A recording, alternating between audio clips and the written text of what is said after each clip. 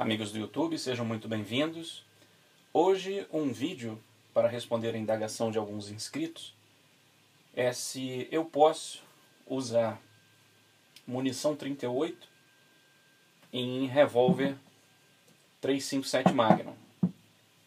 A resposta é pode, mas tem um preço a pagar e é o que a gente vai ver agora nesse vídeo. Primeiramente, para que a gente tenha a possibilidade de poder escolher isso, é claro que a gente tem que ter um registro numa arma em calibre 357 e uma em 38, que é para você poder ter acesso à compra legalizada de munição. Nós vamos começar pelo inverso. Esse aqui é um revólver 38. Esse aqui é uma munição Gold da CBC 38. A gente vai perceber que a munição cabe perfeitamente.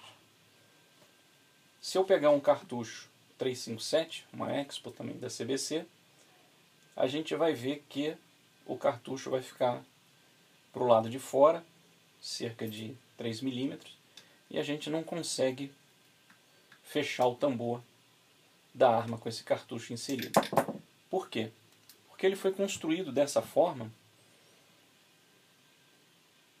para que a gente não conseguisse utilizar um cartucho que tem uma pressão que hoje chega à casa dos 45 mil, numa arma que tem a pressão aí por volta de 18 mil, 20 mil PSI. Então essa foi a solução adotada. Dentro de um tambor de um revólver, nós temos dois diâmetros. Ele calça o diâmetro do estojo e a partir de um determinado momento vai haver um estrangulamento, reduzindo para o diâmetro do projétil, já preparando o projétil para entrar no cone de forçamento. Por isso que a gente não consegue inserir o cartucho no tambor, ao contrário. Então são duas medidas, tá? O 357, como eu já mostrei, ele vai bater nesse estrangulamento que tem dentro do tambor e não vai poder passar desse ponto. E qual seria essa diferença? Um cartucho de 38 normalmente fica aqui na casa dos 29,05 milímetros. O 357 é bem maior, a gente chega aí na casa dos 32,54. Então, por causa dessa diferença de diâmetro entre o projétil e o estojo, existe um limitador dentro da câmara das armas que impedem que você coloque um cartucho 357 dentro de um revólver 38. Então, essa parte aí está bem entendida. Vamos passar agora para o assunto realmente do nosso vídeo. Esse aqui é um revólver 357, munição 38, calça sem problema nenhum, munição 357, idem, a gente pode fechar sem nenhum problema, vai girar, porque essa arma foi construída assim. Da mesma forma, a gente não consegue inserir o cartucho ao contrário, justamente por causa daquele limitante também. Até porque existe um outro calibre chamado 357 Maximum, né? E isso aqui evita que você insira aqui dentro alguma outra coisa que não seja a especificada para a arma. Mas, quando você utiliza a munição 38 dentro de um 357, o que ocorre? Quando existe a deflagração do projétil, a queima da pólvora, a elevação da pressão, empurra o projétil para fora, ao mesmo tempo em que causa uma onda de choque expansiva aqui nesse estojo. A boca do estojo colide radialmente com as paredes da câmara da arma, num ponto bem antes do que deveria acontecer numa arma 357. Então, no revólver 357, começa a aparecer uma erosão fora do ponto correto, num ponto aproximadamente 3 milímetros antes do que era previsto.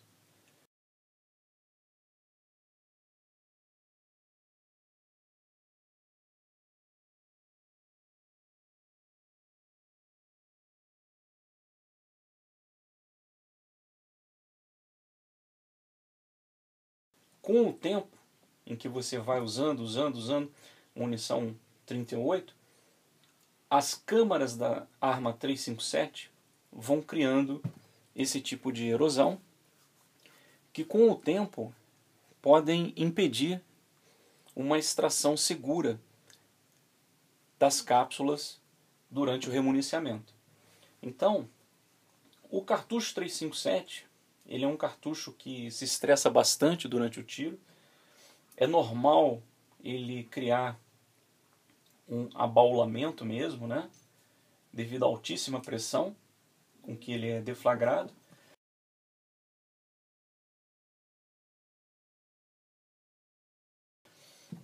E ele sai daqui bem apertado na grande parte das vezes. Ó, esse aqui, ó, por exemplo. Esse aqui está bem apertado. Você vê que se aplica a todas as câmaras. Ó. É até difícil reinserir ele no local correto. Mas vamos inserir só para fazer o outro também que entrou apertado. Então, após você fazer os disparos, você vai querer fazer uma troca rápida. Alguns cartuchos vão cair fácil. Outros, eles se amoldaram à câmara, estão bem apertados, e aquela erosão em forma de vala, ela monta uma espécie de trava para essa extração, que tem que ser bem forte. E isso pode atrapalhar o seu remuniciamento, uma recarga rápida em combate.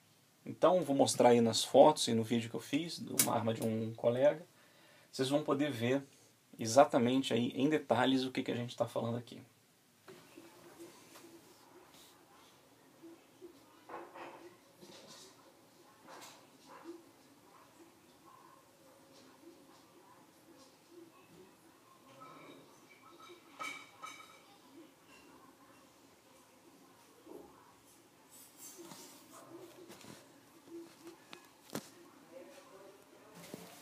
E o que a gente poderia fazer para resolver isso?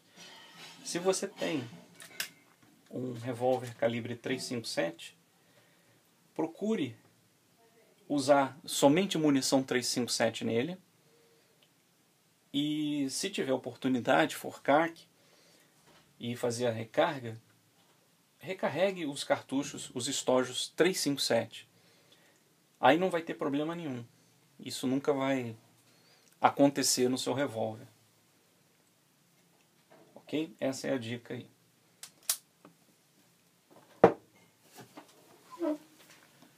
Outro ponto importantíssimo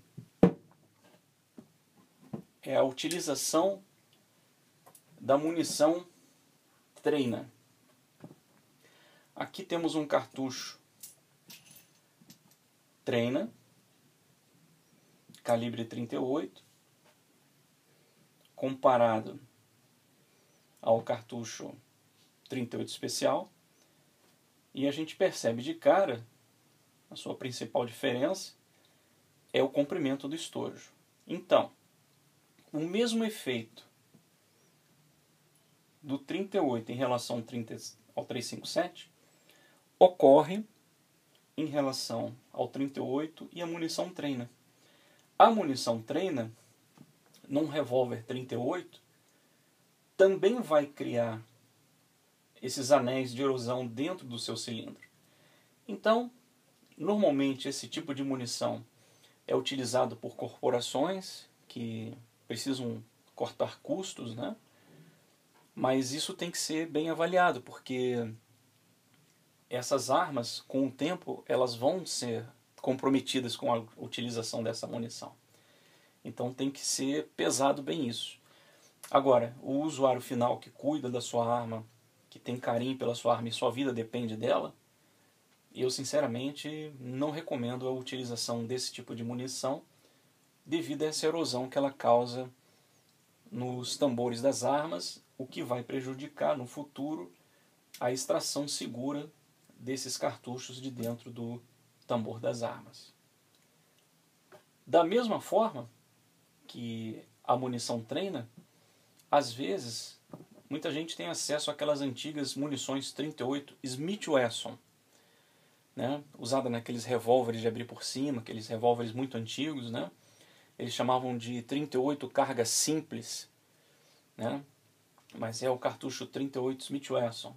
Também recomendo, né, não utilizar esse tipo de cartucho no revólver 38, pelo mesmo motivo que eu expliquei aqui em relação à munição treina no calibre 38, tá? Já adiantando, para as pistolas a situação é completamente diferente. Como elas fazem um headspace nesse comprimento aqui do estojo na câmara, né? Então eles não teriam como cortar o estojo para fazer o que fazem com a treina 38, tá bom? Então é uma outra história. Mas nesse caso, nesse calibre aqui, eu não recomendo para quem tem carinho aí com a sua arma e depende operacionalmente dela, né?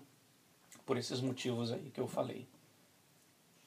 Então, espero que tenham gostado. Até um próximo vídeo. Não esqueçam de curtir, dar um like, compartilhar e ajudar o canal a crescer. Obrigado, amigos. Um abraço. Fiquem com Deus.